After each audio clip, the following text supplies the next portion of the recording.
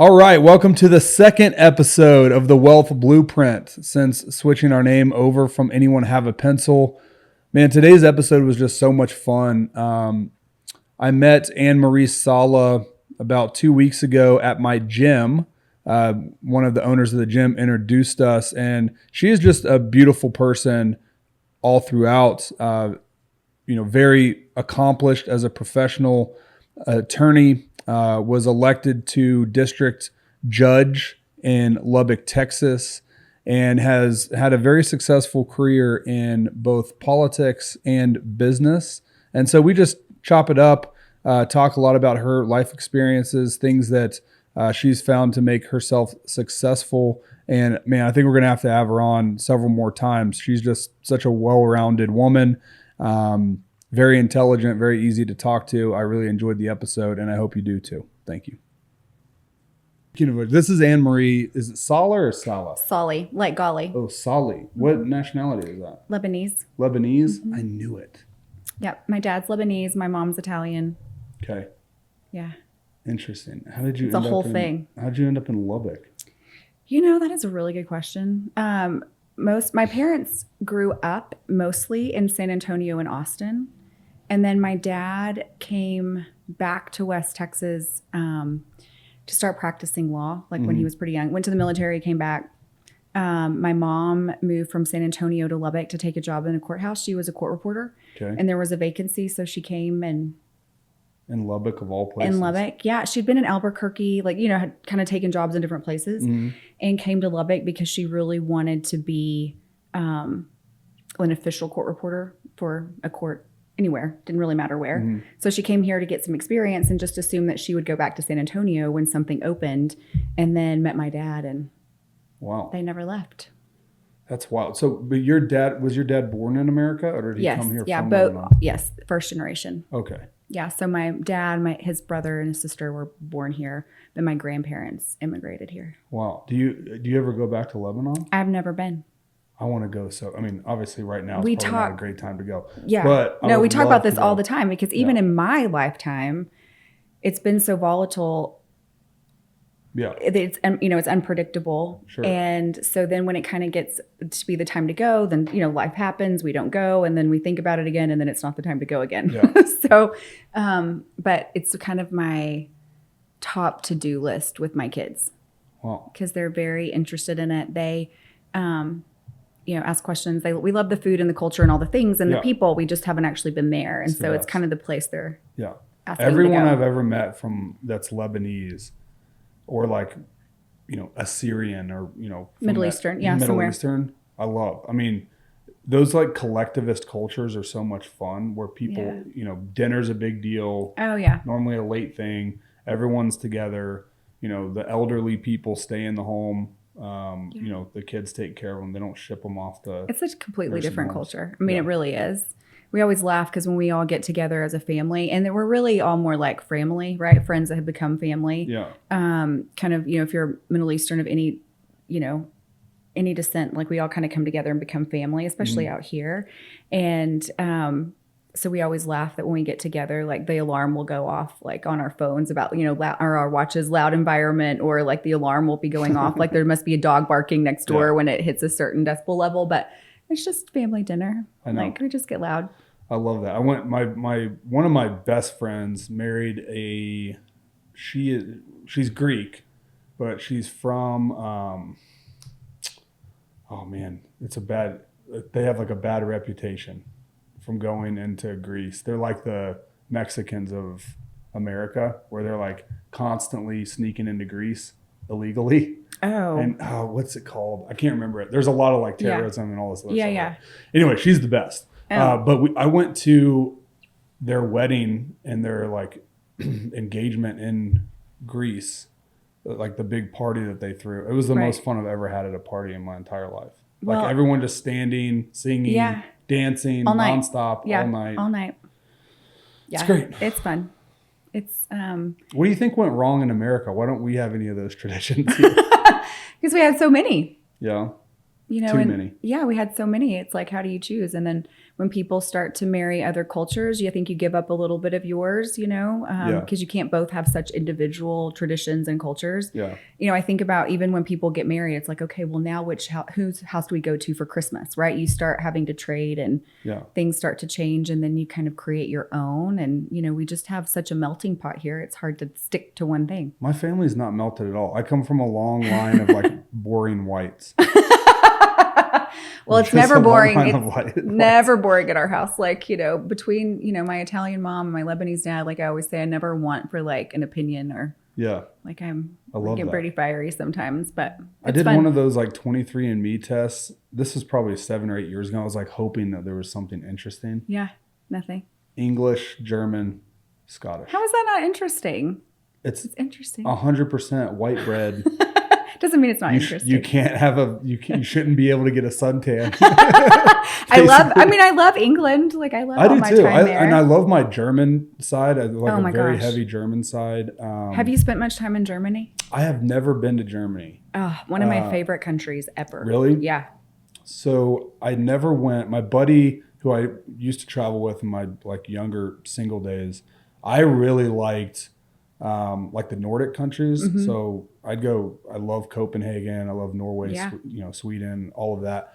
And he wanted to go into Eastern Europe, and he wanted to start in Germany and then go east and go to like Ukraine and like all of these other, you know, Romania, all that good stuff. And I skipped that trip because I met my wife.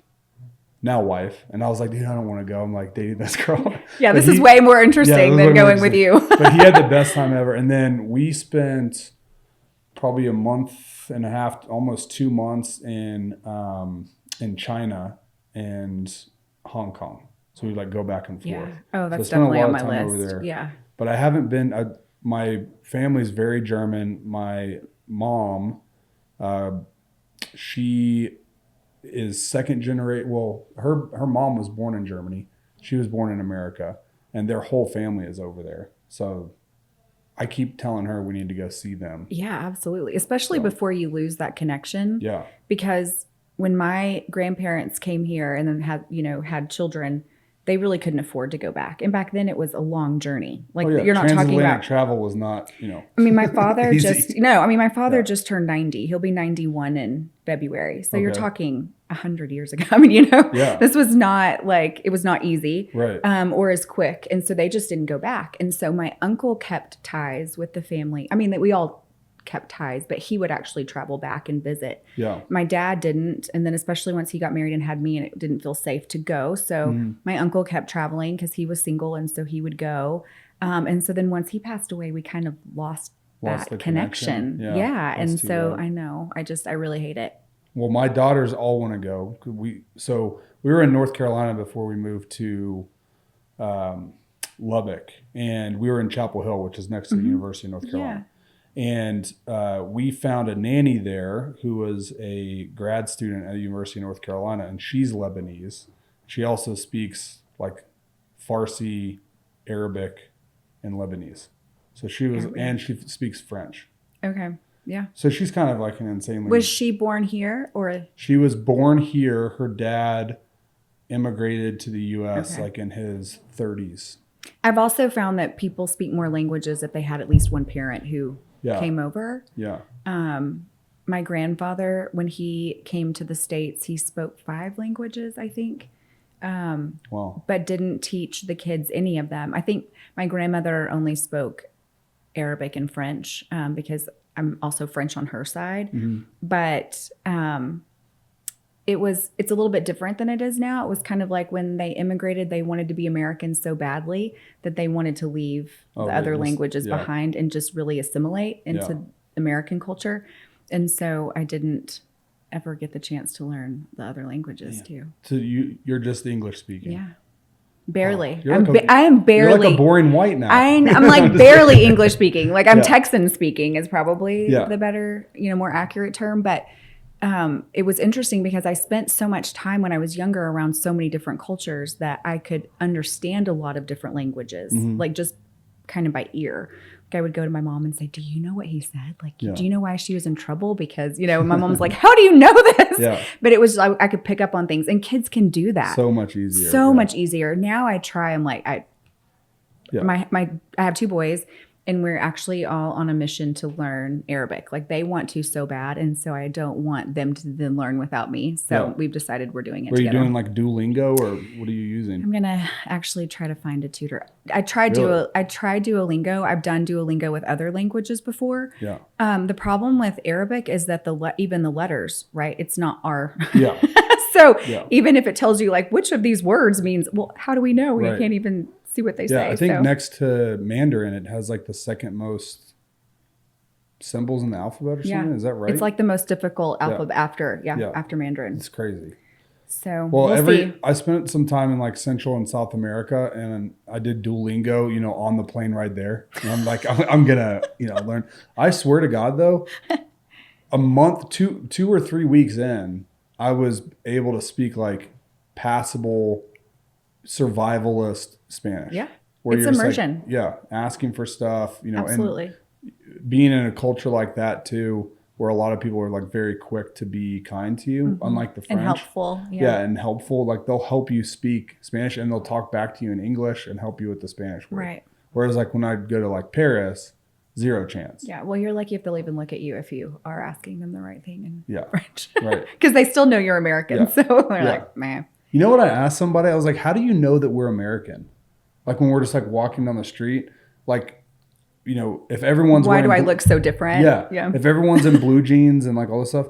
And what she said to me is, you're the only culture that wears baseball hats as like a part of your fashion. But if we don't do, I mean, I don't wear baseball caps. So how do they know? Like, what's the other telltale signs you think? I don't know. You'd have to ask her. She probably has it figured out though.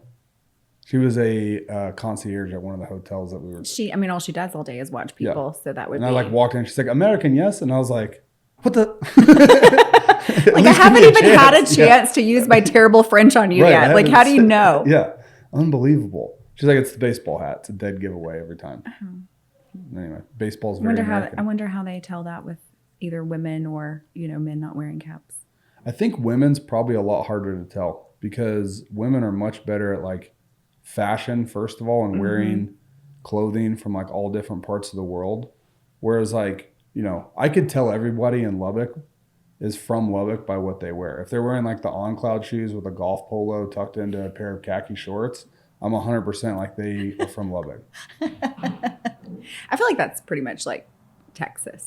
Well, I don't know. It's Lubbock. I lived in Austin. I spent a lot of time in Houston and Dallas, Fort Worth too. Lubbock's got its own like fashion. Oh, it does for sure. But anyone that irons their jeans and puts pleats in their jeans. I call it the frat look. Because for sure, like every frat I've ever seen anywhere, except for when I lived in Houston. But Houston's a different beast, because even though they have a university, it's not like a university town. Right. So it tends to be still a little bit more eclectic and diverse in what people wear. It's not quite as cliquish as it is when the town kind of revolves around the university. Yeah. That's how, I mean, Chapel Hill is exactly like that.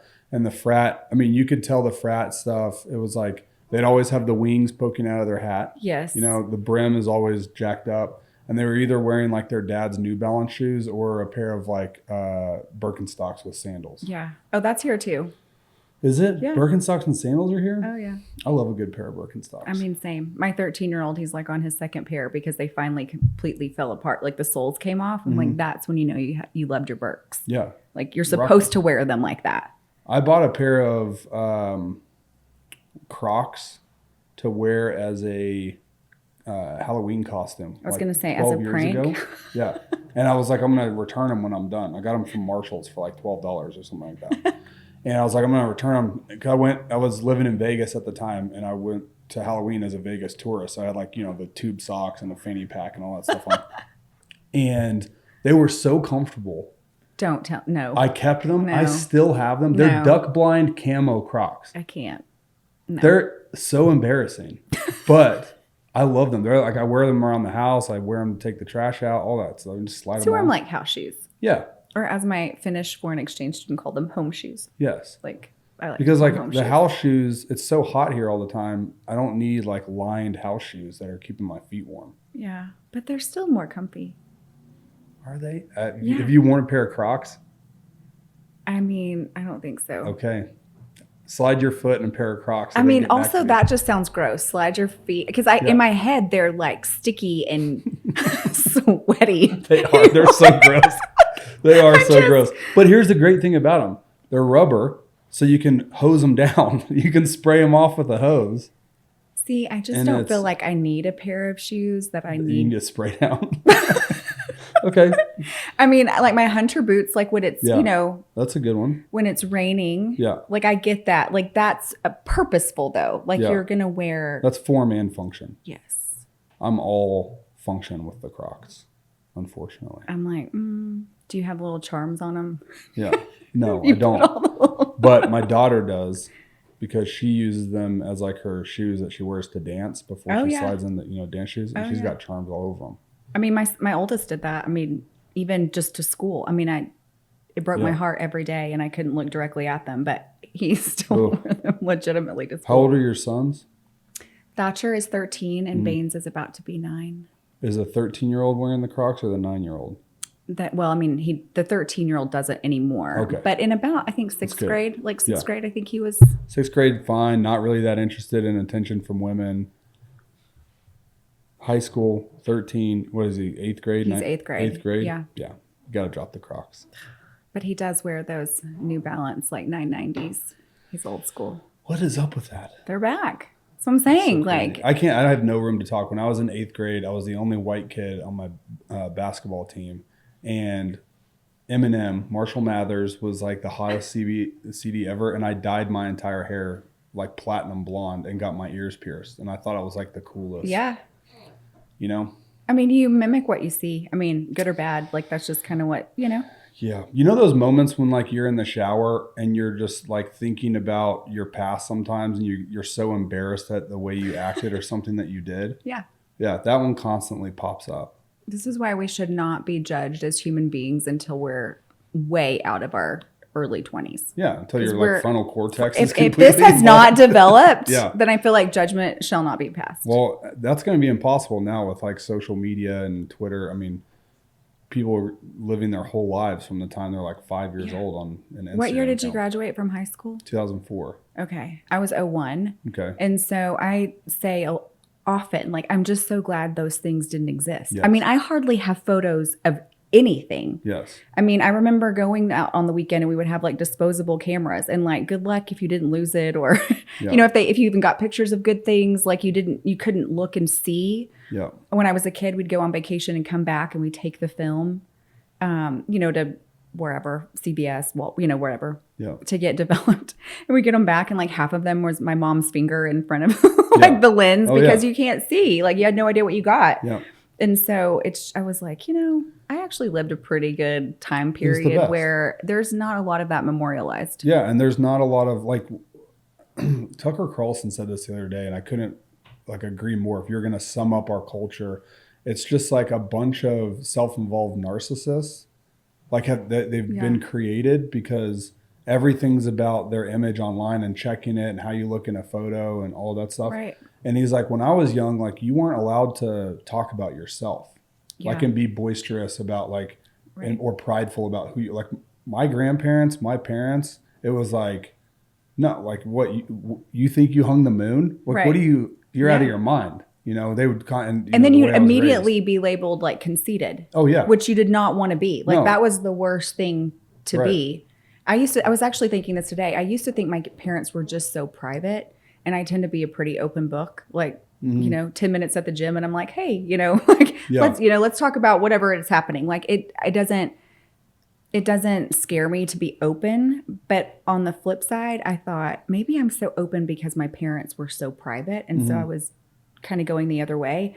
But I really think that it's not about them being private or not intentionally. It's just that we have evolved into talking the way we do now. Yeah. Because they're so, like, we just put so much more out there. Yeah. And that the generations before us just didn't do that. Good or bad, really. Yeah. You didn't really talk about yourself and the stuff you were doing. And yeah, I find it's like a fine line, but I find that you can tell a lot about a person when you ask them questions and then you're smart enough to shut up and listen to people will tell you everything that you want to know about them.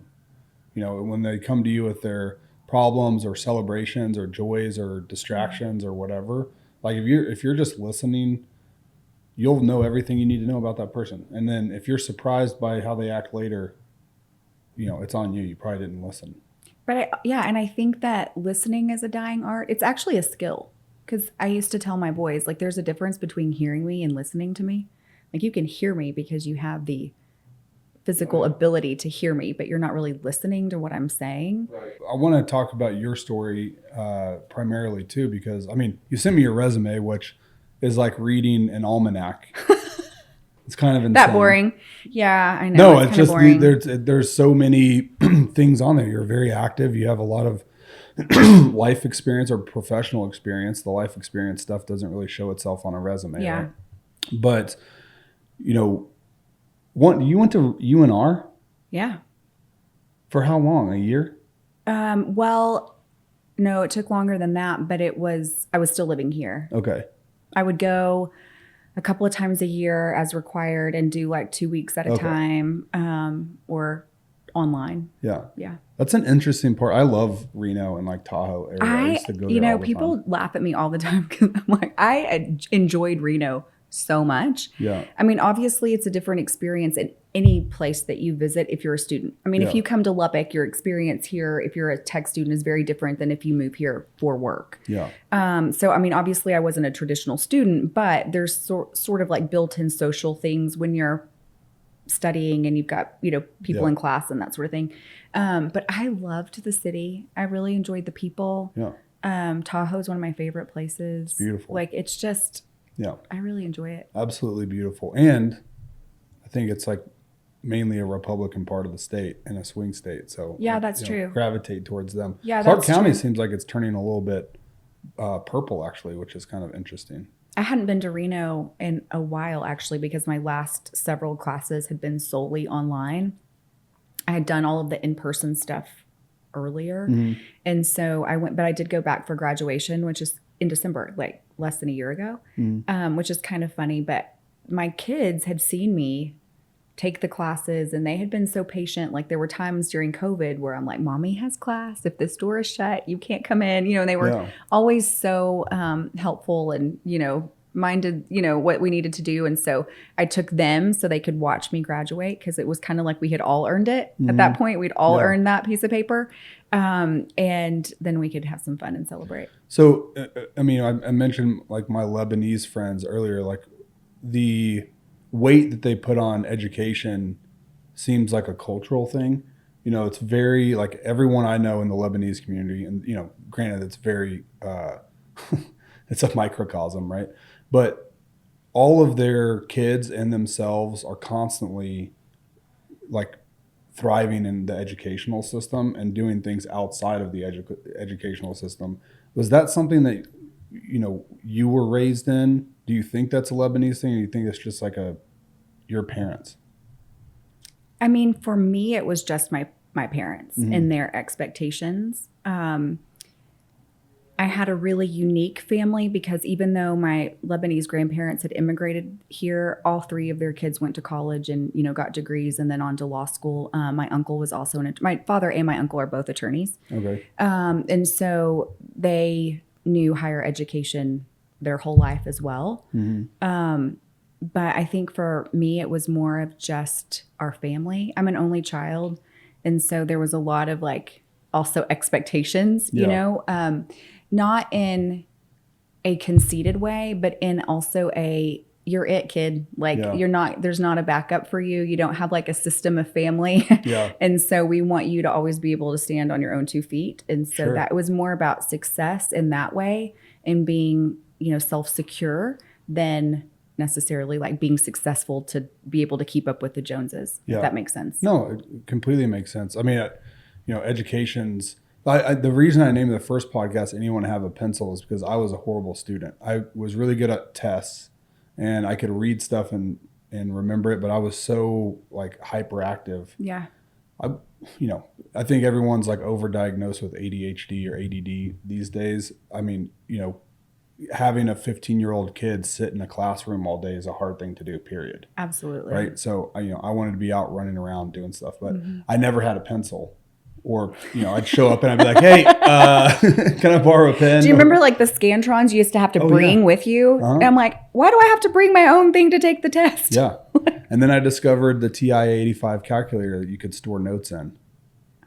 I didn't know you could do that. Oh, yeah. There's like a whole memory card in the TI-85 calculator. So it helped me out. But, I was always like kind of a people person, more like a politician at the school. I was friends with everybody, people I played sports with, people in, drama, people in whatever. And so that served me just, getting into the workforce, starting my own company. But then the real education starts, and I was like, okay, luckily got some really good advice from my grandfather, which is like, if you're the smartest person in the room, you're in the wrong room. Doing it wrong, right? Yeah. So I surrounded myself with people way more intelligent, way more successful than me, and then it rubbed off, and they kind of gave me some skills that I learned and am forever appreciative. I think the hard thing that we do in this country is we place so much emphasis on education as a sign of success. And so for me, I was a naturally good student. It wasn't difficult. I mean, there were classes that I wasn't just amazing at, but for the most part, they came easy. Yeah.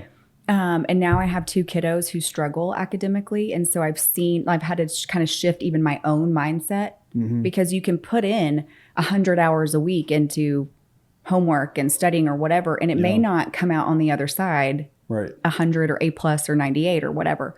And I think in this country, we place so much emphasis on that kids think that's the only way to be successful, that one is equivalent to the other. And what we don't test in this country are what I call soft skills. So the people skills, like, manners, civility, learning how to talk to people, learning how to listen to people, learning how to network and create relationships. We just don't do that. And there's no way to grade that in school. Right. Even if you're a great speaker, like my oldest kid tends to be a pretty great public speaker. That's not something you really get graded on. I mean, you could do an extracurricular activity, but that's not going on your SAT score. Right. And so those soft skills don't really equate to success, which is hard for the kids who don't excel academically, because I think they're doing a terrible job, when in reality, they're going to go probably be very successful or have the ability to go be really successful. How do you think that you could change that within the education system to value more of those EQ skills versus the memorization of a standardized test? Right. See, that was what I was so good. I could memorize anything, and then I could regurgitate it. And then there's also a difference between that and applying it to skills, which is another disconnect that I think we have in this country. I don't really know what we have to change. I'm not entrenched enough in the system to know. I mean, I watch my kids struggle, but I think especially funding. I mean, I think everything kind of comes down to money, right? And so if we're going to have standardized tests, we have to be able to test these skills. And in order to test those skills, then we have to teach those skills. And then if we don't, then we don't get that money. And so if the test is going to continue to test these certain things, then those EQ things will never really be a part of it. Right. And you're kind of just setting kids up to not have, one thing I've noticed too, as an employer and, interviewing and hiring people, is the lack of deductive reasoning skills. And I think a lot of that comes from that, right? It's memorize this, you do it the same way. But in the real world, there's 15 different variables that have to do with this situation, and having the ability to kind of, work through that and then make the best decision, even if the best decision is not a perfect decision. There is no perfect decision. And there is no perfect decision. And I think as a business person, right, you could speak to this. I mean, even as a judge, when I was making decisions for other people's lives, I can only make the best decision based on what's presented to me, because there is no perfect answer. I tell the boys all the time, I'm I want you to critically think about this. Don't just flippantly give me an answer. I want you to think for a minute, because especially now with technology, everything is coming at you so quickly. And those even dopamine hits, if I don't like this video, I'll go to the next one. Right. I mean, do you know how many road trips I had to endure with like counting the yellow stripes. Oh, yeah. I mean, like, Right. or how many seconds I would Yeah. go from like pole to pole, like, because there was nothing else to do. Yeah. And so our brains operated so much more slowly, I think, and a little bit more thoughtfully. And so now when we have the ability to just move on to the next thing, we're not critically thinking. Yeah, that's a we'll good just point. pick something. Like, there's 3 dots. Which one do you want? Like that one. Well, Right. why that one? I don't know. I just picked one. You told me Right. to. And there's not really like a thought process anymore. Yeah.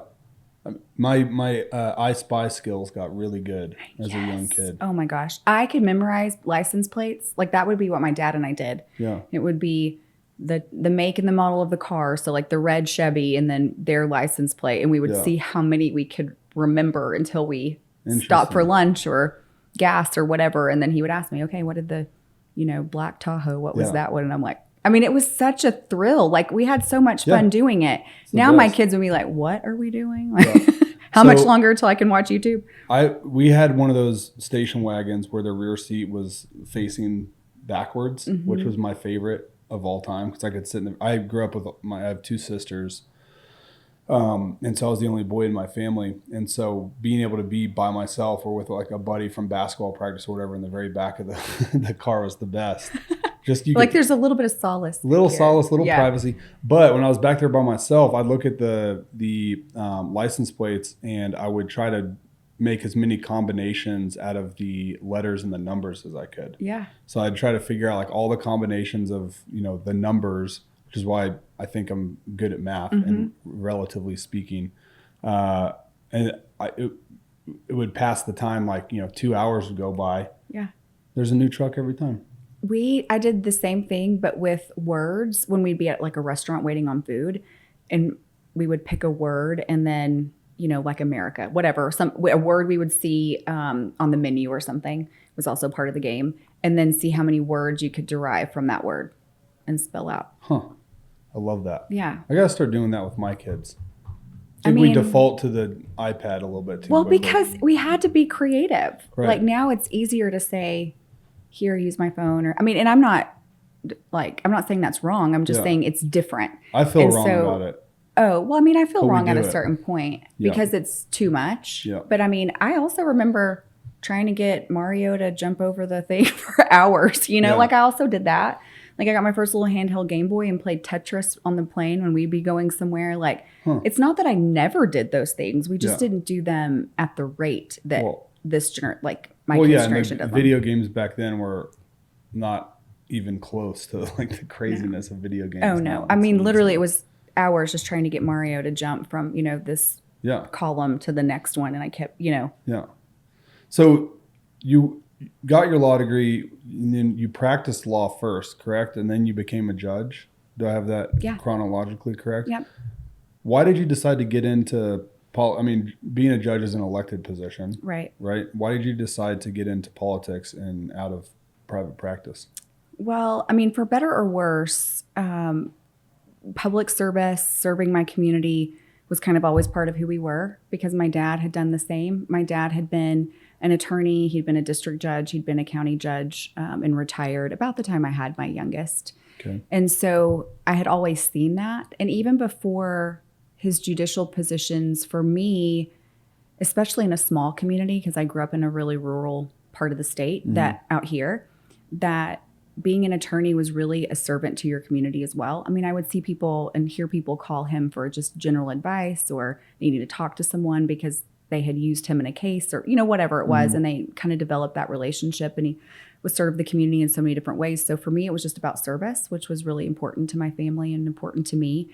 And so I always say, I don't know that I would have even gone to law school had I not known what practicing law could look like. And so I always knew I wanted to serve my community in some way, shape, or form. And it started out as public service. Started out with community service, right? Like boards and committees and, giving back in all the ways that I could. And then when I moved back to Lubbock after law school, when I started doing those things, you just kind of get connected. And there happened to be this really kind of interesting election dynamic. And one of the judges withdrew her name from the ballot. And so it left an open position in a group of people in town. Wait, what happened? That seems a little Why'd she withdraw her name? I mean, she decided she wanted to. She told Okay. everyone she was going to run. This was, 10 years ago. Okay. So she told everyone she was going to continue to seek the position. And I don't remember, it's been too long. I don't remember the dates now, but there's always a deadline, right, to put your name on the ballot. And so she told everyone that she was going to put her name on the ballot and did. And then let's just say that November 1st was the day to remove your name. So she goes back to the election office on November 1st and removes her name from the ballot. Okay. And her daughter walks in after her and puts her name on the ballot. So she was trying to secure the spot Got it. for her daughter. So that's the October surprise. So that was, Yeah. that was a surprise. And it all would have gone according to plan, except one of the documents wasn't notarized properly. And so they called for allowing the ballot or the filing period to be reopened for a few days. Okay. And so at that point, I got a phone call from some people like, hey, we really want you to run for this. No And, way. yeah. So it was more of like an opportunity in a short window. It's like you didn't like campaign for a long No, I period of did time, still campaign. It was just to put my name on Okay. the ballot. Okay. And so I still ended up campaigning like the full term. Gotcha. And matter of fact, there were 5 of us who ended up on the ballot and it went to a runoff. So I had a really long election cycle because the primary went to the runoff. So I campaigned from December to June, basically, because the election was end of May. Yeah. I was actually in court. I think the ballot reopened on Friday, or they said they were going to reopen it on Monday. And I actually had to be in court with a client on Monday morning. And so I asked to approach the bench and told the judge, or I asked her, I said, would it be okay if I was first on the docket today? I never ask. And she was like, yeah, sure. Why do you need to duck out? I'm like, I think I might run for judge. She said, yes, you should probably be first on the docket. And so I drove back to Lubbock and put my name on the ballot. And there was not a lot of time to think about it. So had you had any experience in politics prior to that? Like campaigning or fundraising or anything? yeah, like kind of all the things, a little bit here and there. Yeah. So It's just very different when it's your name on the ballot. Right, well, I can and you only take things so imagine. personally. Yeah. Was there like a smear campaign towards you or anything? No, not that time. No. But in a I mean, future time? When I say schmear, we should probably qualify it by also saying it's like West Texas people schmear. Okay. So I don't feel like we hit as hard, and not as below the belt, but there were it's definitely more like a bless your heart smear.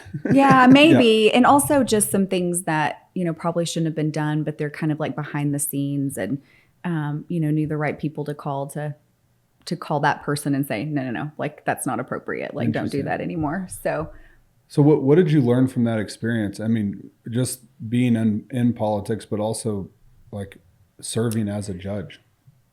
So my favorite advice that I ever got while campaigning from, a long time, campaign consultant told me, because we had this incident come up with my opponent in the runoff. So at this point, it's just me and him. Like it's do or die. Like there's no potential for a runoff. Like it's D-Day. Mm-hmm. And there were a couple of things that happened that violated election laws.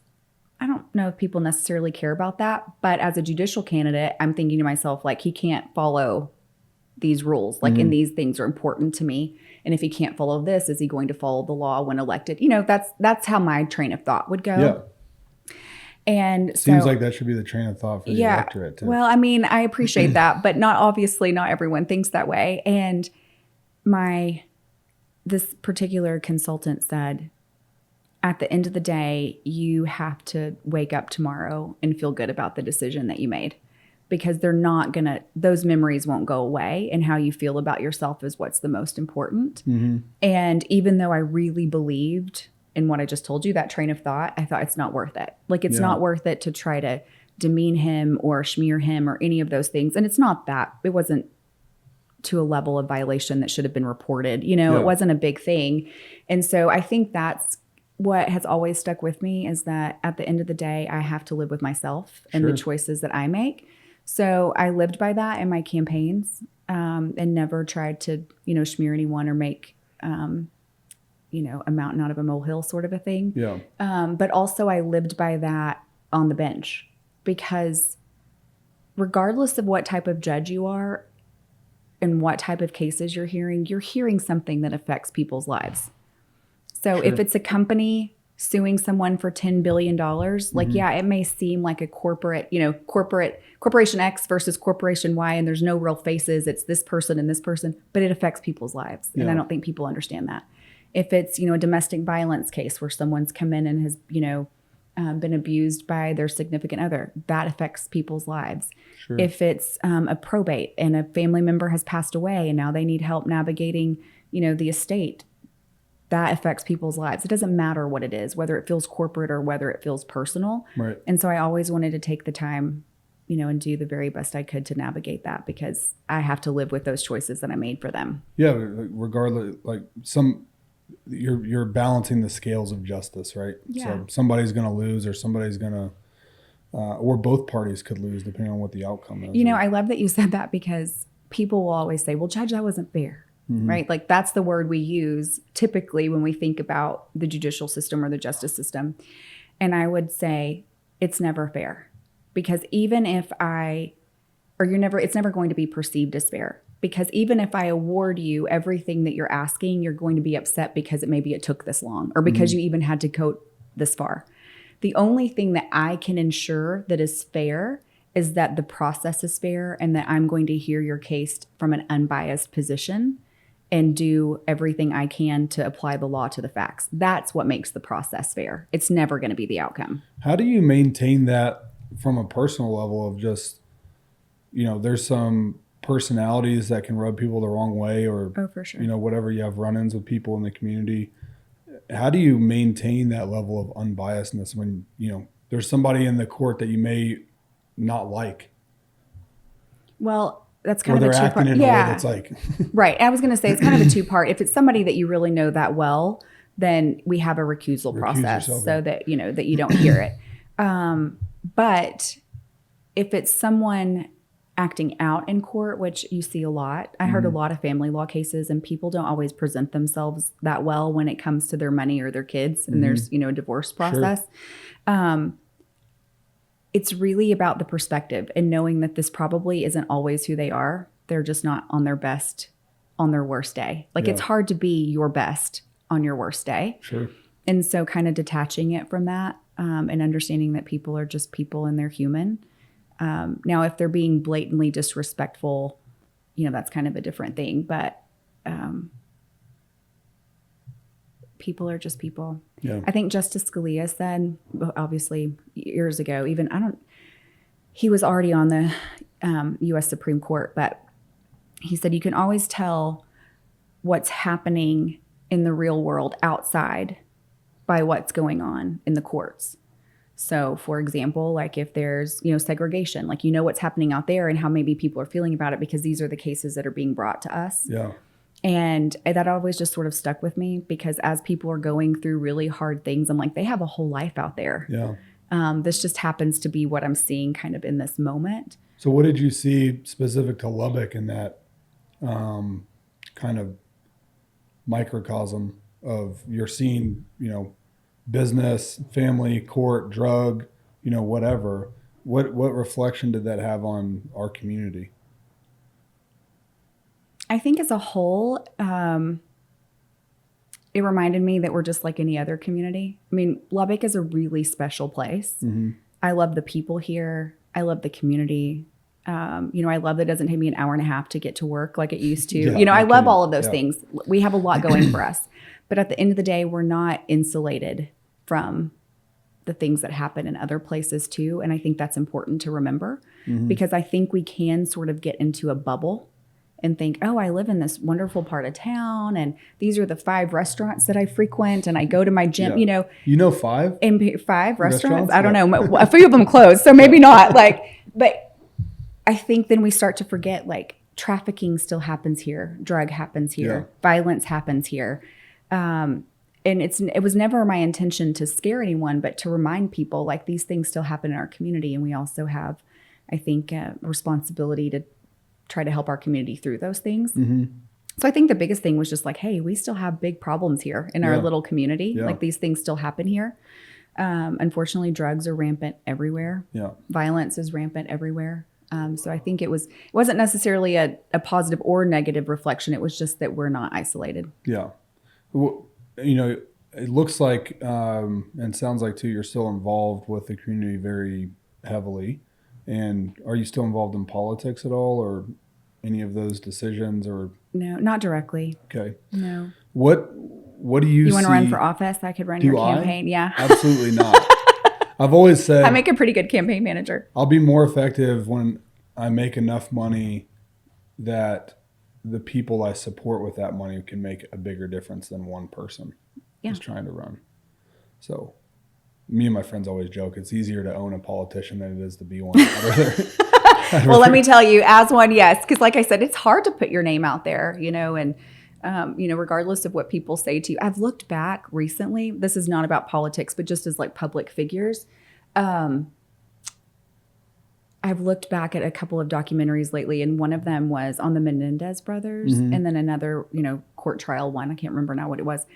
But what, I don't know how to say it, but how aggressive and tacky people were with like the way the prosecutor looked. Like it was about her looks and not about the job that she did. Yeah. Or his accent versus how skilled he was. Right. And so my point to that is like sometimes people can just be mean, know? Yeah. And I remember one time I had posted something on social media, or it's being shared by the news stations or something. And I remember a lady saying she really needs to get an updated hairdo. Like her hair is terrible. And I'll remember that, but not like the other things that people said, because it like the little jabs, they hurt, So Right. I can't imagine doing it on a larger stage, like presidential, gubernatorial. I can't imagine that, because obviously then the jabs get bigger too. So I can't imagine. Yeah. My mom was a Methodist minister. So I grew up in the church my whole life. And, it's like the leader of the church, you're on display all the time as her kids.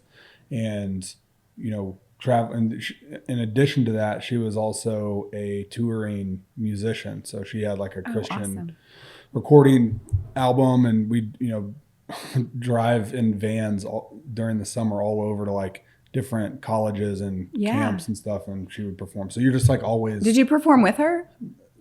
Not was it singing. like a whole family? It was thing? like the Osbournes. Oh, no, I'm just joking. No, not the Osbourne. I was thinking the Partridge Family. That's a little more. The Osmonds. Donnie Marie. Yeah, remember, the Osmonds. But the Partridge Family was like that was a little more wholesome or than the Osbournes. Osbournes. Like the Osbournes of the Methodist Church. Yeah, I was biting the heads off of bats and everything.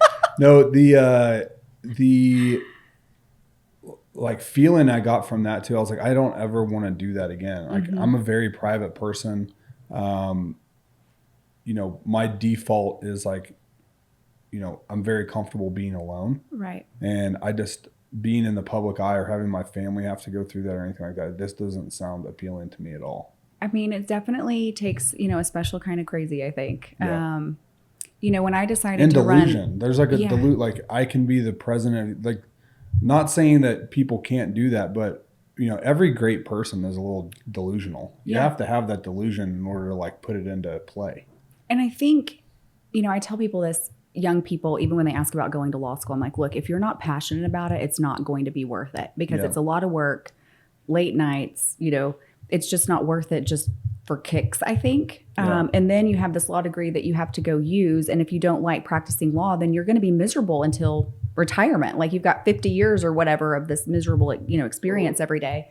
And so I think that what you'll find with a lot of elected officials is their passion for whatever it is that they're trying to serve. And for me, my passion had always been in the legal profession, whether it was, mentoring other lawyers, speaking to groups, whatever it was. Like my passion has always been in that profession. And so it was sort of easy to make that transition. But there were some really specific things that I wanted to bring to the bench that I thought were kind of unique to me. That's the adrenaline that fuels you and kind of puts the blinders on and allows you to like get through it. Yeah, make a difference and kind of have your own impact within. I mean, that's what's so interesting about the law to me. It's so funny. Like everyone I grew up with and my whole family was like, you're going to be a lawyer when you get older. You're going to be a lawyer. And I'm so glad I did not become a lawyer. Like everyone I know that went to law school that I grew up with is like working 80 hours a week in a law library, basically. Yeah, no windows. I know. Well, and that's why I say it's not worth it if you don't really enjoy it. And even if you think you will, there's a chance that you might not, and you end up pigeonholing yourself. Like after you go to law school, you feel like, I got to use this degree. Like I need to do this. And so it's hard to sort of break free after. But people said that because I was really good at winning arguments. Yeah. But that's why I'm so glad I found real estate, because it's the same thing. It's like arguing over, contracts, it's or over negotiation. price, negotiation, all of that. But in the legal side of things, one, it's really interesting to me why, when you run for office as a sheriff or as a judge, why do you have to claim a political party? I think that's so odd. Yeah. If you're just upholding the law, why does it matter? Why is it party affiliated? So obviously it's just how we started it in Texas. Half of the country doesn't do that anymore. Okay.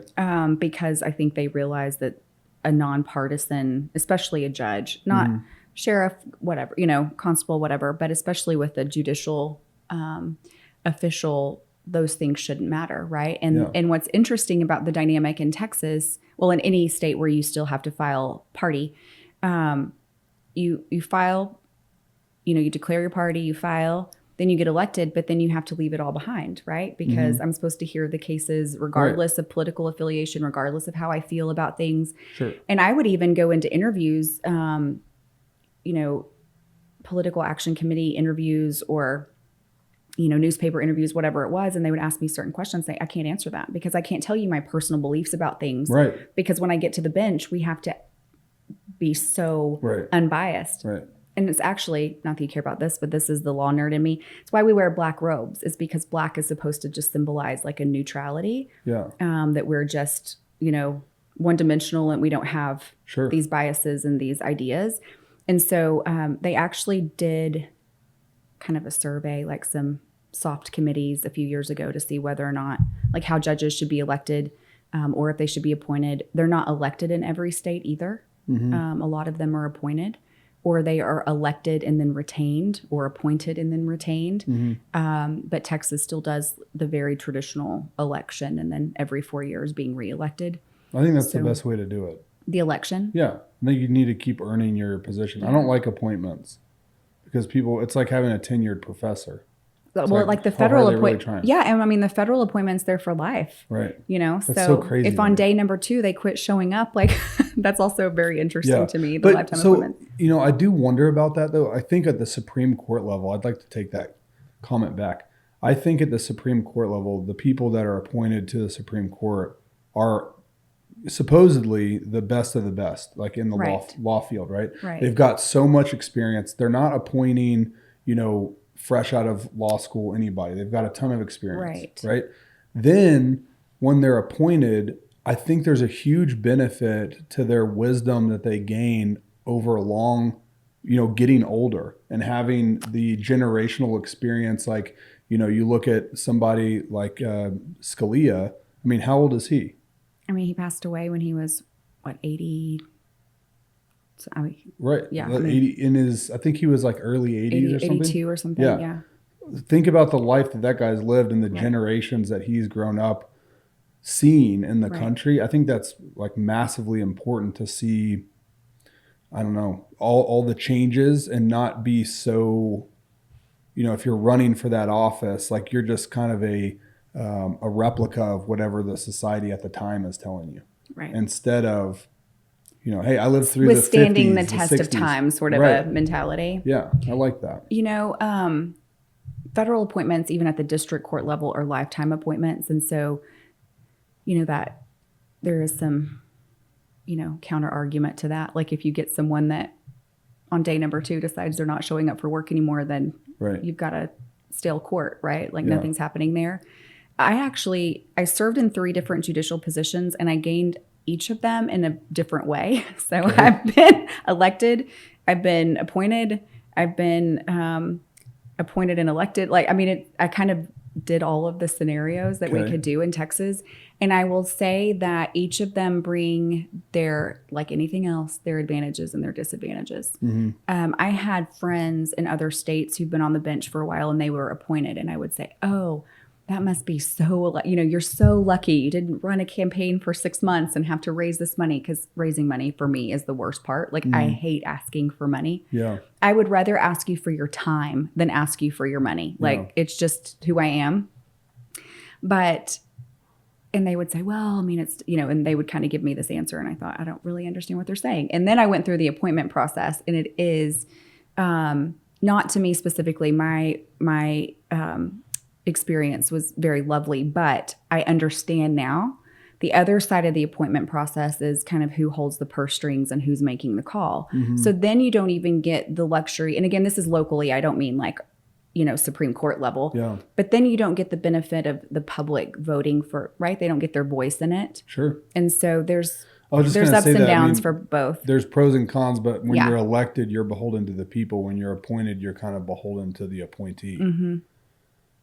Appointer. Yeah. Appointant. I don't know which one's which.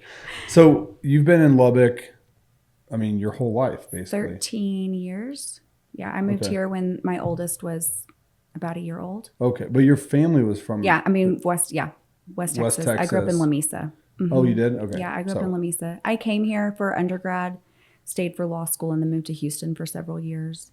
And then after I had kids, was like, I just want them to be surrounded by family. Yeah. I grew up without... My last grandparents passed away when I was in 8th and 9th grade, so I didn't have them. I didn't have longevity with them, but they also didn't live close by. Yeah. And so it was that typical family where you saw each other on like Christmas and Thanksgiving and in the summer. And I just didn't want that for my kids. I wanted them to be able to have like Sunday afternoon lunch with my parents. Yeah. And so I moved back. That's huge. When they were little. So now we live 3 blocks from them, and they can go back and forth. I know. I'm so excited. My parents just bought a house. They live in Las Vegas, Nevada right now. Oh, okay. Not Las Vegas, New Mexico. I don't even know if anybody right, because that's where my brain would have gone. I'm like, oh, really? They love New Mexico? Yeah. You'd be surprised how many times. Or like people are like, your name's Addison. Did you grow up in Addison, Texas? I'm like, no. And then when I lived in Chicago, there was a baseball player there named Addison Russell. Like, you named after the baseball player? I'm like, I'm 4 years older than him. Like, what are you talking about? See, those critical thinking skills that have been lost. Yeah. But, okay, at Wrigley Field in Chicago, there's 3 streets that surround Wrigley Field. It's Addison, Sheffield, and Clark. So they also thought that my parents were huge Cubs fans, and I was named after the street. Probably not Cubs fans, more like donors and community. My parents were owners of the Cubs. Actually, it's not even that interesting of a story. My name is Addison because my mom loved a show in the 80s called Moonlighting. Okay. And the actors were Bruce Willis and Sybil Shepherd, and Bruce Willis was a detective on the show, and his name was Detective David Addison. And so she named me after Bruce Willis. So Bruce, what's up? Kindred spirits. Yeah, kindred spirits. I don't think he's doing very well right now. Isn't he like sick or something? I mean, I'll be better about pop culture someday, but it's I just not love today. Bruce Willis. I mean, I do too, but I haven't been. There was a horrible movie with him in it a long time ago called, I can't even think of it. It was called, I'll have to come back to it. It's on the tip of my tongue. I have maybe 1 or 2, I was trying to think today, guy friends that I'm trying to, in terms of time period, like their name is Addison. I'm wondering if it's the same. I mean, if that was just like a really popular. Maybe. I've only met one other boy named Addison my entire life, and it was in the 2nd grade. And then. So I wonder if it was from that show. No. Oh. He was way younger than me. I mean, I was in 5th grade. He was in 2nd grade. But it might have been. I don't know. The problem is now they had Grey's Anatomy, and there was a character on there named Dr. Addison or whatever. Yeah. Addison Gray. I don't know. Yeah. I've never seen it. But now every girl named Addison is because of Grey's Anatomy. You're like, gee, thanks. Yeah. So what do you think the future of Lubbock looks like? I mean, it's obviously growing. Part of the reason we moved here, I never would have picked Lubbock on a map. I lived in Chicago, I lived in Austin, I lived in Las Vegas, North Carolina.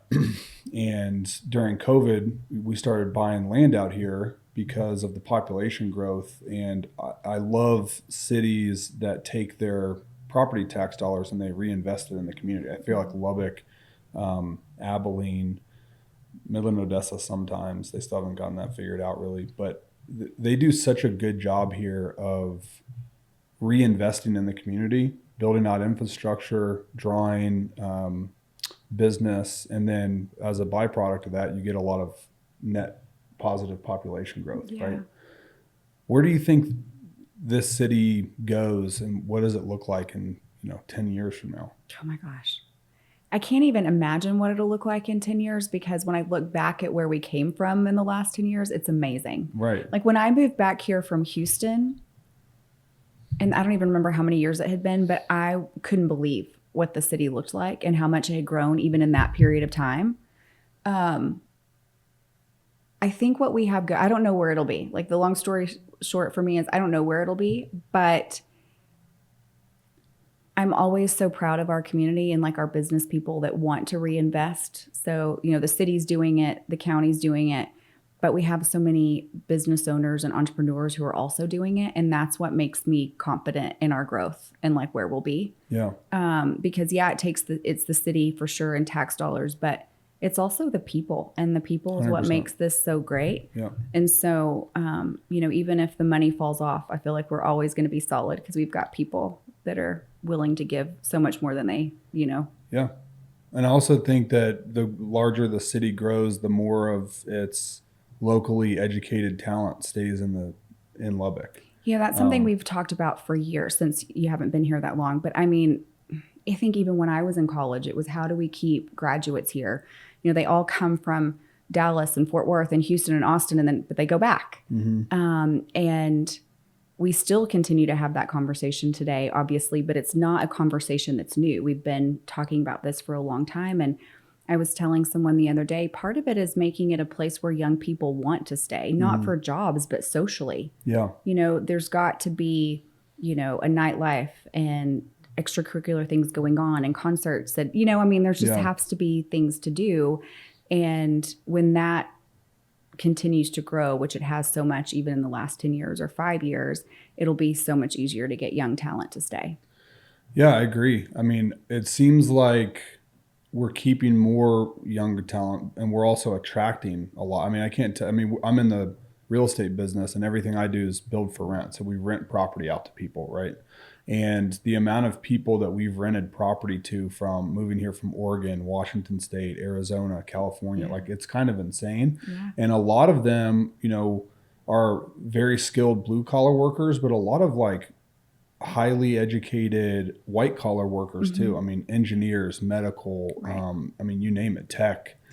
I think we'll always have at least that built-in stream of people moving in from the university because, between the university and the medical center, there's always going to be that draw, which is, I think, important. Like as long as you have a steady stream of some people moving in and that constant, then it'll also allow for other, businesses and things to flourish. So I think even as much as those things will grow, you'll see the overflow.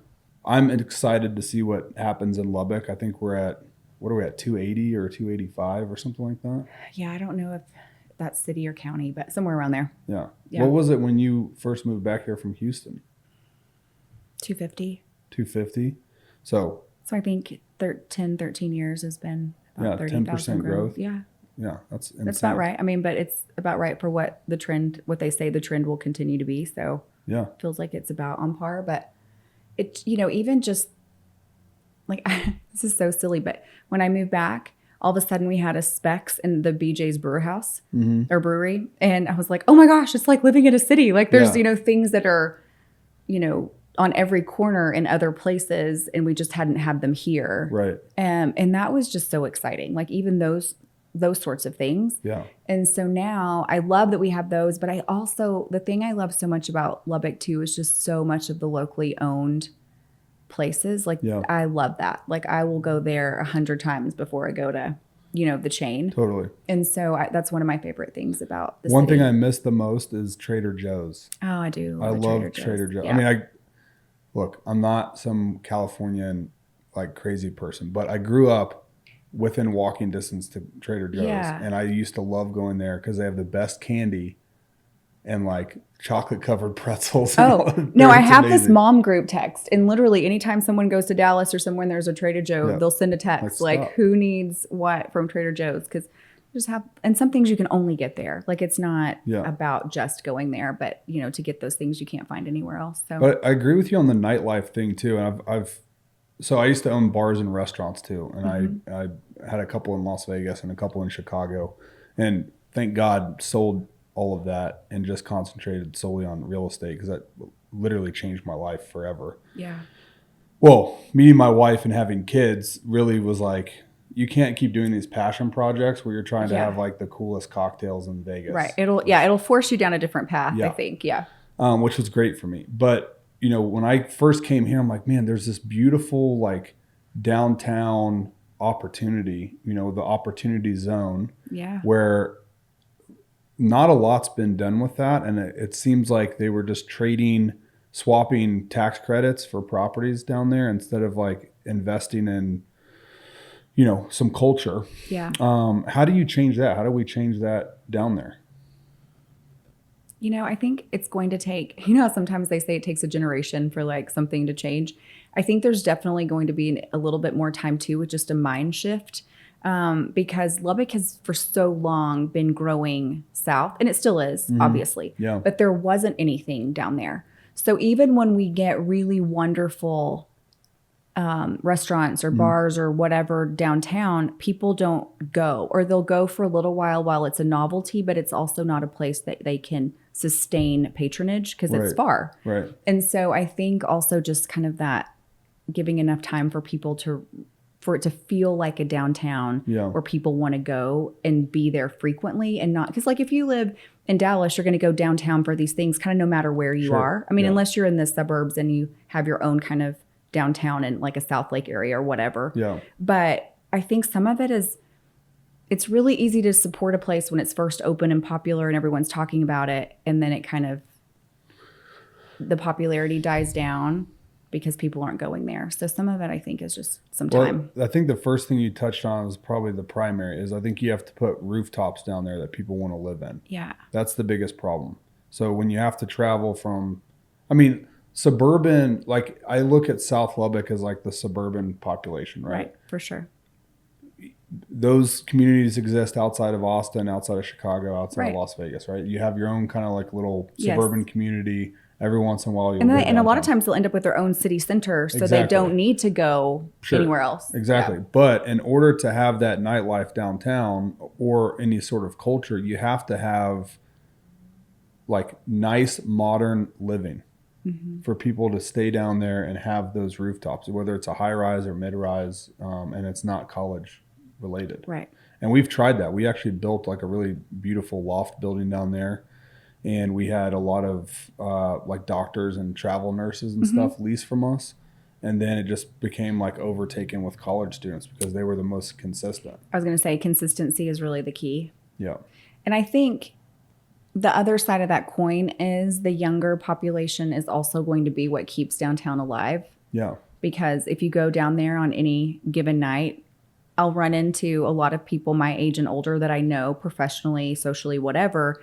But then depending on where you go after dinner, like it's just a bunch of college people, you know, college kids, which is great because if they weren't there, there wouldn't be very many other people there, you know? Yeah. So it has to be that balance of bringing in people that are, you know, always going to be long-term, but then also cool enough and fun enough for the young people to be kind of filtering through. I think it will be important to remember that what you do for a living is not who you are, because that can change at any given moment. And so it's just important to, you know, like who you are, invest in yourself, you know, be a good human, as I call it. Because what you do is not who you are. You're a separate person from that. Sure. And if you get laid off one day and you have to reinvent yourself, like you want to take a good person with you to do those things. But when we're young, it's all about what job you're going to have, like what's your career going to be, like what degree are you getting, and we put so much emphasis on that I think it's important to remember that that's not who we are. It's just what we do. I also think that's a very American thing. Of like, you know, and like even when you talk about your kids, it's like my kids are attorneys, my kids are doctors. It's like, well, who are they? You know, it's like the least interesting things that I hear about people are what you do for a living, unless it's something genuinely unique and like unless you're hip and cool. And the other thing that's so uninteresting to me is like who you sleep with at night. Yeah, I don't care what your sexual orientation is. Like, go for it. That you shouldn't be defined by that either. Like, you know, I like women, I like men, I like both. Okay, great. Why are you letting that define who you are? That's another like slippery slope that you can fall into also. Like, okay, well, It is a very cultural thing because in a lot of other countries, when you meet someone, you don't say like, "Hi, I'm Ann Marie." Like, "Oh, I'm Addison." Like, what do you do? Like, Right. people don't ask that other places.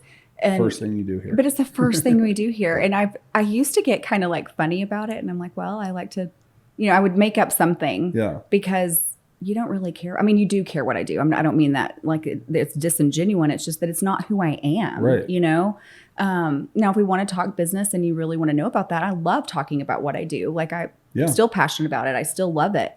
It's still very important to me, but it's just not who I am. Yeah. And I think when people, especially young people, put so much emphasis in creating a career that is like part of them, then they either lose themselves, or if that career changes, then they lose themselves. Sure. And so I think it's just important to remember like these things can be separate. Right.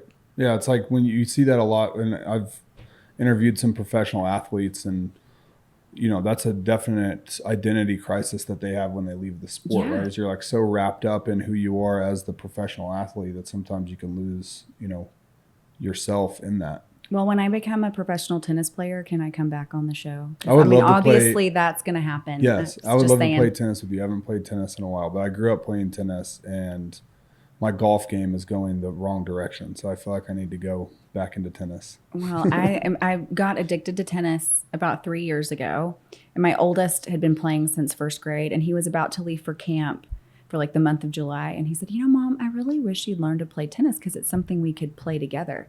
It's like, it's kind of brilliant actually. Cause I'm a boy mom. Like I will play horse with you in the driveway all day and I'll throw the football in the yard, but like, I'm not like making up plays or tackling you, there's like a limit for me. Yeah. And so I was like, I should try that. And so I dropped him off at camp or took him to the stop, came back, took a lesson, and then like got bit by the bug. And I bet I haven't missed more than like, it's so addictive. Oh, I love it. But it's also like, that's how I get my cardio. Yeah. Because I'm not going to do a treadmill for it. I can't. Oh, it's like, who wants to be a rat on a wheel? A hamster, right? That's how I feel every time I get on there. I'm like, and I'm going to have to do it today because I didn't play. And so I'm going to have to go to the gym after this and be the hamster on the wheel. Yeah. And I hate it. Yeah. You should do mountain biking. I like mountain biking a lot. Oh, I feel like that. It's a lot of fun. I feel like that's me, and that bike would be a disaster. Yeah. Well, enjoy It would be the broken hip. Yeah. This is my favorite question. Take your time to think about it too. Uh-oh. But what's something that you find true that makes other people uncomfortable, or that like the general population would disagree with?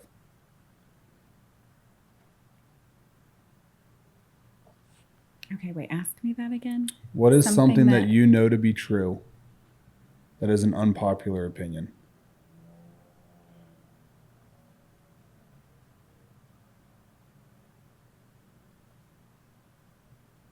Oh my gosh, I don't know. What do I think is an unpopular opinion? It's a tough one. I know. I feel like that's the one thing you should have let me. You should have questioned. I should have texted you earlier. Yeah, like you should have at least given me that one, since we didn't. I feel like if it's on the spot, then it's not as much of a calculated answer. So like for me, like one thing that I find true that's an unpopular opinion is like I don't think that you should praise your kids often. I don't think that, like, I wasn't raised that way, patted on the back. I was always challenged to do a little bit better. And I find that true for me, and I find that true for my kids. Like when they do something, they bring me a painting and they're like, Dad, look, like put this on the refrigerator. I'll be like, that's not one of your best ones to go on the refrigerator. Why don't we do like a little tough love? Yeah. And they'll go like in a nice way, but they'll go back and they'll do it again and again. And then they're more proud of it. And they'll bring it to me and be like, Dad, look at this one. I'm like, that sun looks way better than the one that you did. Yeah, because they've worked at it. But I feel like, it's an unpopular opinion. You're, a mean dad, but that was 20 years ago. It was like, no, like you get hurt, rub some dirt on it and get up. I mean, you don't have to be that extreme, but there's a little bit of like, I don't need to pat you on the back for just trying. Let's move in a direction that like you're more happy with the outcome. Well, we were more of the generation before the participation ribbons came out. Right. Exactly. Like you either won or you didn't. You either placed or you didn't, but not everyone got, the purple or pink ribbon for just like showing up. Yeah. I don't know what my unpopular opinion would be. Well, we'll have to have you back on, and then when I'm a professional tennis player. Probably you don't want to wait for that. Never do that. We may need a step between today and that, because it could be Interesting a fact long, about myself. long road. I've been to every tennis championship. Stop. Wimbledon, Australian Open, French Open, and US Open. Oh, I'm so jealous. I checked it off my list. See, they're on my list. Have you been to any of them? No, I tried to get in the queue for the Open last year, and then like last minute, I was like, you know what, I'm just gonna try, and then I didn't, so I was like, whatever. You want me to give you some advice, or just I'll rank them for you? Yes. Okay. Most fun. Okay. Australian Open. Okay. Melbourne is an amazing city. It is like the whole city is alive for the Australian Open. I mean, you could literally, if you don't have tickets one day, you can go to like any pub or like they set up outdoor theaters where you can watch the big screens, and like they have like high-end food and cocktails and stuff. How you told me to do F1. Yes. Just be there for the environment. Just be there for the environment. Don't mess with the actual But definitely event. Go into the event because it's awesome. Yeah. Like tennis is different. Yeah. If you have like, tickets for, semifinals, but don't buy it. You don't need to be there for a week doing it. Most fun, Australian Open. Best experience, Wimbledon. Okay. It is unbelievably beautiful. The crowds it's not overwhelming as far as crowd size. It's because they're British and very proper. Yeah. And I also think they limit the amount of tickets they sell. It's not like, it's not a free for all. Yeah. And the food at Wimbledon was the bomb. Really? I mean, they have like 5-star restaurants that are surrounded in glass, and like any table you sit on, you can like see, one of the side courts. An agency that set us up, and if you ever want to go, I'll connect you with them. But they did hotel, transportation, tickets in like a VIP setting. Mm-hmm. So like they'll pick you up every morning from your hotel, take you out there. It's about an hour from London. So you have to drive out there with the traffic and everything. Number 3 would be the US Open. A lot of fun. It's in Queens, so also hard to get to. Mm-hmm. Kind of a pain. Yeah. And it's also just kind of like the facilities are not very nice out there. But you can have caviar and like a $30 cocktail and overlook the games too. It's kind of fun. We went out, actually flew into New York the week of the US Open a couple years ago, but we were driving out to the Hamptons and we were like, why is traffic so bad right here on the highway? Like, oh my gosh. It just like hit me. Like I knew it was happening, but I hadn't put all the pieces together. Yeah. And the traffic was outrageous. Yeah. Insane. Yeah. I don't know that would, I don't know. It'll still happen someday. I'm going to check them off the list. You should definitely do it. French Open, I think I don't know. I had the best time in Paris I've ever had when I went for the French Open. Okay. Because I had some other friends that were living there, and so they kind of like knew the lay of the land, take me around. But the French Open itself, it's in the Roland Garros is kind of in the middle of nowhere. Okay. And it's super hot, and there's nothing else around there. So like if you wanted to leave the event, like you have to get a car, and then it's kind of the same with the US Open. If you want to leave, there's nothing else around there to go do. So then, it's not like being in the middle of the city. Yeah. Whereas the Australian Open, easy. It's like downtown in Melbourne. So if there was one you were not going to do again, you're French like Open. For sure that one? Yeah. Okay. And I probably wouldn't I would do all the other 3 again, probably. Wimbledon for sure. That was when my mom passed away. Little secret, I took some of her ashes with me over to Wimbledon. That was her favorite tennis tournament. She was a college tennis player, and then she taught tennis in like the Hamptons and stuff during the summer. She was a tennis pro. Awesome. Wimbledon was always her favorite. Chris Everett was her favorite player. So I took her ashes, I snuck them into my shorts, and then spread her ashes on I love that. the Wimbledon grounds. If you're it's not a watching secret. this, I was going to say it's not a secret anymore. What's the statute of limitations on that? When did that happen? We can talk about it later. Attorney-client privilege. It's fine. 17 years ago. Yeah, maybe let's not talk about that anymore. No, I love that. Yeah, that's really sweet. That one, I would definitely go. And London's just an amazing city. I love London. I do too. I love London. London and Shanghai are my 2 favorite big cities. Well, and you were telling me F1 in Singapore is the best, right? My sister lives in Singapore. I have not been to the F1 there, but she lives in Singapore, and she sends me like video and like stuff whenever they go. Her husband is a Google executive or Apple executive over there. So they get like, access to all the best areas there. but she sent me the photos and stuff. It looks phenomenal. Looks amazing. Yeah. I've only ever been to Austin and Vegas Formula One. Well, I have started this new thing about like really being intentional about checking things off my list. And like some of them aren't that extravagant. It's just, it's on the list. Like, however large or small or whatever. Yeah. And so, Formula One's on there? Yeah. Well, I mean, cause I've done Austin before. But also things were on there like the Derby, like I did the Kentucky Derby this year. And I waited for the 150th. Because I wanted to go for my 40th. And then I was like, I might as well wait a year. Yeah.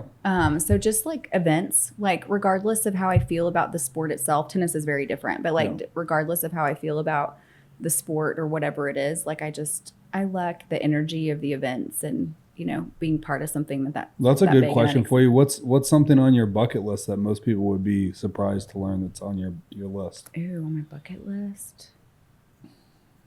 It's like a bare knuckle fight in like the streets of London or something. I really want to get in a brawl in a pub in London with someone your size. Yeah.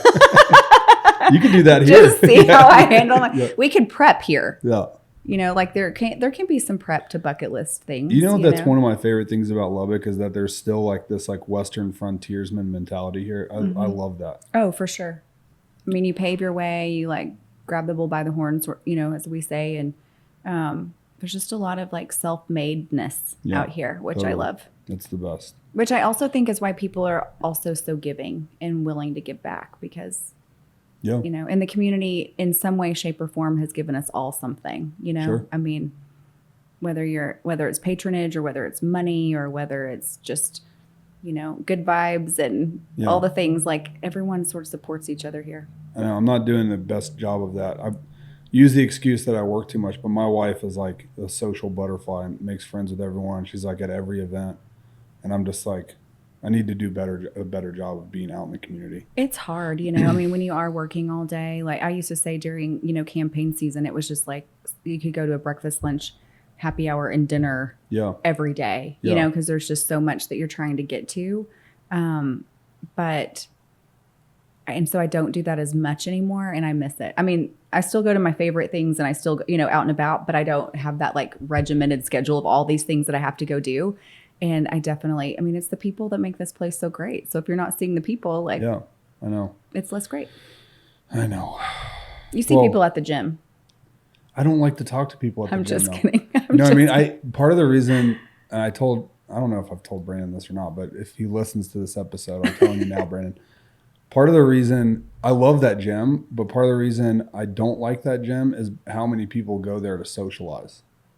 Oh. And like, I'm there to like work out. Yeah. I have a very limited amount of time because I've got 3 little kids running around at home. Yeah. So when people come up to me and they're like, saying hi is one thing or like a little short conversation, but like standing there and talking for 20 minutes is like, I just lost. I can't make that 20 minutes back up. Well, maybe you should have a not as nice a face because no one does that to me at the gym. No one's trying to talk to me for 20 minutes at the gym. I'm going to have to wear a shirt. I'm going to put a shirt on and just like, don't talk. Or I'll like follow behind you. I'll be like one step, one step behind you. Yeah. And then if someone gets close, I could be like your muscle. I like that. You're like, Problem excuse me, solved. we're not doing autographs today. It doesn't happen that often, but when it does, there's one person in particular, and I won't say their name. There's one person in particular that every time they're there, I'm like, I know that they're going to come talk to me. And they like trying to make eye contact with you from across the gym. And I'm like, please don't. And then they'll just like show up and like, I have my headphones on. That's a sign. Hey, not really interested in having a full blown conversation about, whatever you think is important, but without fail. Yeah. To talk about absolutely nothing. And that drives me nuts. I'm actually surprised at how well I've enjoyed going to the gym because for so long I just worked out at home. And so I thought that would be the hardest thing for me would be to be, amongst others while doing my workout. But even though I don't socialize when I'm there, it is kind of nice to be just around other people. Yeah. Like, I don't think I've ever had a conversation with someone at the gym, but it's just, there's people. Like, everyone's in a good mood because their endorphins are flying high. Yeah. I feel really, I get past the bodybuilder guys, and I'm like, excuse me, can I get those 20s off the rack? Like, Yeah. I love, But excuse me. you know what? I take back everything I just said. I just said that I need to do a better job of being in the community and like talking to people. And now I'm shutting myself off of the gym. I'm going to make a resolution. I'm going to be part of the gym bro community. I'm going to talk to more people. But that's shake not, I people's mean, hands. that's also your time. There's a difference. That's I call true. it my, like, this is like my me time, my mental Yeah. health time. Like, It is. it's very different than going to like a fundraiser or an event or whatever. Yeah, true. Like, that's a different thing. Well, you need to get me involved in more fundraisers and events then. I'll put on a black tie. Perfect. Go shake people's I don't hands. mind asking people for money now that it's not for me. Like, I'll ask people for money for other, but I didn't like asking for I it built for a whole myself. career off of asking people for money. It's just not, So I couldn't do before it. I started building properties, I was raising money on Wall Street for a private fund. So all I did was call people all day and reinvest their money or ask them to send me more money. Yeah. Yeah, that's a whole skill set. It's a skill or it's not. And for me, it just wasn't. Like, I didn't enjoy it. Yeah. But for other people and for causes, I'll ask for, Yeah, all I day. love that. So yeah, you can be on the list of people to call for all the events. Yeah, not for the people to call for money. I'm just kidding. They kind of go hand in hand. I can do both. I do want to have you back on. We didn't even touch on oil and gas. I'm so fascinated by oil and gas. I would love to learn more about that and hear your experience in that and just like explore that industry in general. I think would be fascinating. I mean, it's pretty integral to this, this part of the state and our culture. And I mean, not just this part of the state, but especially out here. And it's I know little to nothing about it. Oh, good. Well, then I'll sound like an expert. You know what I would love? We should talk about more things you know little to nothing about so I can sound like an expert. Perfect. You want to talk about like makeup or I know hair more. I know techniques? more about that than I do about oil and gas. Okay, then we'll start with oil and gas. Yeah. But you know what I would love to find out is, so I've been around oil and gas for a long time, and I've even have like oil and gas investments come across my desk quite often, and I've like explored the technology and people trying to innovate it. And at the end of the day, they might have had the most innovative, best technology ever, but I don't know it well enough to be like, I feel comfortable investing in this. Right. So what I would love, any technology, right?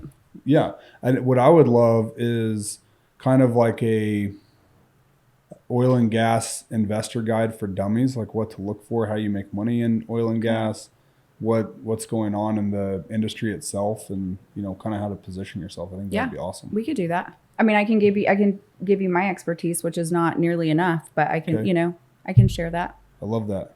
Well, anything's more than nothing. That's one of my those philosophy to life. One of those like throwaway sayings. It is what it is. Anything's more than nothing. Yeah. Well, Ann Marie, I really appreciate Ann Marie. I can't pause in between that. It sounds a little weird. It's just one. Yeah. Thank you so much for your time, and it was Thanks a pleasure talking to you. And we'll definitely have to have you back on. Yeah, let's do it. If there's anyone else too you think that we might be able to benefit from talking to, I would love to chat with them. Yeah. I mean, the thing I like about people is we all have our own stories, Yeah. And what's so funny is we can talk. I don't know how long we've been doing this, but we could talk for hours and hours. You know what I mean? Like, there's not a way to We're going on encapsulate 2 hours it. Right now. This is like one of the longest ones we've done. I'm like, I'm gonna need a drink in a minute. Yeah. It's happy hour. I know, it's also hot in here. I'll go to one of those places you don't frequent. Yeah. I haven't had talk to people that I don't. I haven't had a cocktail in almost 70 days. Oh, are you doing hard? No, I did a thing with some guys from my church that it was like, I already work out, but it was more like waking up early in the morning, reading my Bible, journaling, planning my day, spending some time in meditation and prayer, and then not having any alcohol. And the not having any alcohol, I haven't done that in probably 6 or 7 years. The longest I went was 6 months, not because I was like had a problem or anything. I just wanted to do it. Yeah. I feel amazing. It's so funny. Like, well, of course, I think it sort of ebbs and flows seasonally, right? Like when all the parties are about to start for the holidays, and you know what I mean? Yeah. But sometimes like I'll think, gosh, I just feel really good. And I think about it. I'm like, I've been kind of staying on like a steady path, you know, and working out and eating right and doing all the things, which, that would be a whole other podcast, is all my health and wellness stuff that I'm totally into now. But We should definitely do that. I was going to ask you about this. I discovered a supplement through Instagram. I always make fun of my wife. Like whatever's popular on Instagram ends up in our medicine cabinet. Yeah, TikTok made me buy it kind of a thing. Yeah. Yeah. But she's like way more educated than that. And she's got a medical background. She like looks into things, but I still make fun of her because we'll talk about it and then it'll end up on my news feed. Yeah. But Shilajit, have you heard of this? I don't think so. Look Say it up. again. Shilajit. Well, now my phone will because it heard you. So Yeah. Shilajit. Say it. Yeah. Okay, just a little. Yeah. Shilajit. So it's basically dirt from like the Himalayas. It's like mineral rich. It has all of these like crazy folic acid and like mineral complexes in it. And I started seeing all these things on Instagram about it, and like a lot of like, you know, personal, you know, fitness people that I respect and like in the leading industries like talking about it. I was like, I need to look into this. So I looked into it. I ordered these gummies, you know, and they taste like it's kind of like black licorice kind of taste. Okay. But I ordered it. It's supposed to help with like anti-inflammation, increase, you know, hormone balancing, testosterone, all this crazy stuff, right? And I was like, this is bullshit, right? This little thing. Like this dirt from I've eaten 3 gummies. Is it one a day? You're supposed to eat 2 a day, but I was like, I'm gonna just start with 1. Okay. So I'm 3 days in. I've had 1 gummy a day. Okay. I'm unbelievably energetic. Really? My sleep is insane. I don't know, like I'm not taking anything to go to sleep. I'm sleeping like 8 hours, not waking up in the middle of the night, nothing. This could just be super anecdotal and, you know, placebo effect, but I feel unbelievably You know good. what I love though about your timing of it is that you haven't been drinking. Like you've had these 75 days of, so it's not like you came into it off of like a weekend. You're like, oh no, I feel so much better. I've rested. Right. It's like you're already in like a really good, like ground zero. Yep. And I was already feeling good. Right. So and then now I ate that and I was like, whoa. Yeah. Crazy. Check it out. Well, my phone will tell me about it later now that you've said it. Shilajit. I do. I'm like all my woo-woo things that I do in health and wellness and like, it's like my whole new passion now. I love it. You and my wife could probably write a book together. She's all into that stuff. We should totally do that because it really is like my hobby now. Like it's just. She's got me into skincare. Yeah. I got Botox for the first time. I mean, I won't even recognize you the next time I see you. No, I've had it in my forehead. Maybe that's how you can keep people from talking to you at the gym. You can just keep transforming and they won't even know it's you. I look like that Christy Teigen. You see that photo? Does she not look is she like? No, she's had like so much filler in her face. She looks like she's wearing a Halloween mask. Oh no, I haven't seen it. It's brutal. No, she has me on a whole skincare routine. I mean, I'm pretty into like anti-aging and like health and fitness stuff, but like as far as the skincare, I was like, I was just turning it into a like raisin. A grape, raisin. Yeah. Well, the one thing I've been telling people about recently has been my Manuka honey. Oh yeah.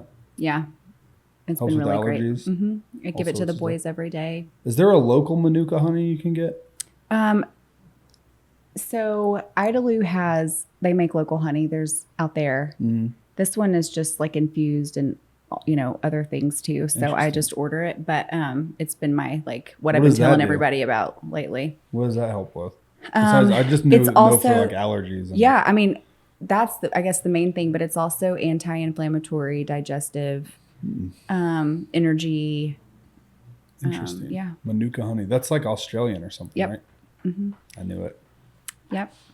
Awesome. Well, we could do like 6 more podcast episodes. We can do health and wellness, oil and gas. I'm like every Wednesday I'll be back and around. Skincare. I love it.